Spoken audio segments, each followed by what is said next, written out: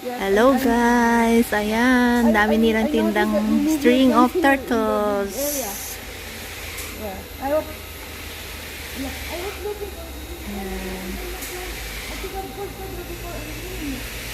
Malalaki ng dahon nila. Mas malaki kaysa yung binebenta ko. Ayan guys. String of turtles muna tayo.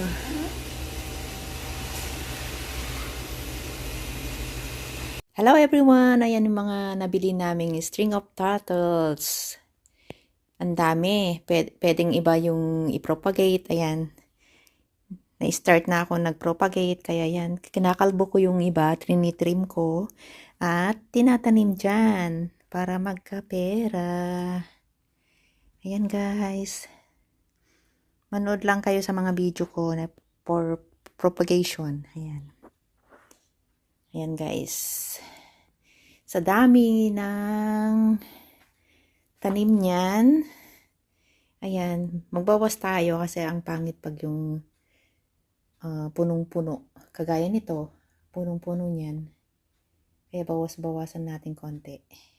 Para gumanda siya. Yung parang ganito. Ayan. Inuumpisahan ko na yung iba. Dadami pa naman yan pag na putulan. Kaya mag-extra income din. Joke. Pero totoo naman. Ayan, papakita ko mamaya yung yung propagate ko through 2 days ago. Guys, puro string of turtles yan. Ayan. 22 na container. Ayan guys. Ang dami. Ayan. Nagmo-moist na sila.